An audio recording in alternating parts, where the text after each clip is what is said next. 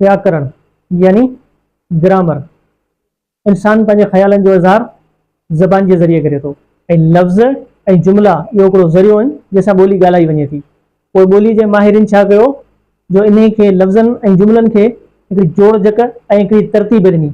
उन जोड़ जक ऐं तरतीब खे असां सिंधी ऐं संस्कृत में चवंदा आहियूं व्याकरण ऐं अंग्रेज़ी में असां उनखे छा चवंदा आहियूं ग्रामर ऐं अरबी में असां उनखे छा चवंदा आहियूं इल्म सर्फ़ ऐं इल्म नहू। इल्म सर्फ़ यानी गिरदान या फेरो जंहिंमां लफ़्ज़नि जे जुदा जुदा क़िस्मनि ऐं मुख़्तलिफ़ सूरतुनि जी ख़बर पवे। अरबी में इल्म सर्फ़ जी तमामु घणी अहमियत आहे।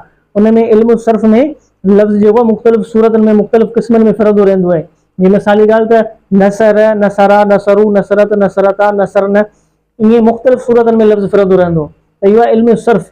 इल्म नहू जेको आहे इन में असांखे लफ़्ज़नि ऐं जुमलनि जे बारे में ख़बर पवे।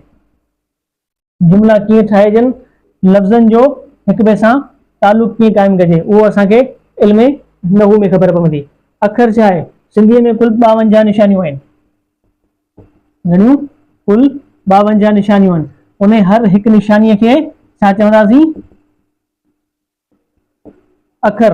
ही अखर आहे ही अखर आहे ही अखर आहे ही अखर आहे इन खे हर्फ़ या अखर चवंदासीं। इहे हर्फ़ मिली करे हिकिड़ो लफ़्ज़ ठाहींदा ऐं इहे लफ़्ज़ मिली करे जुमिलो ठाहींदा।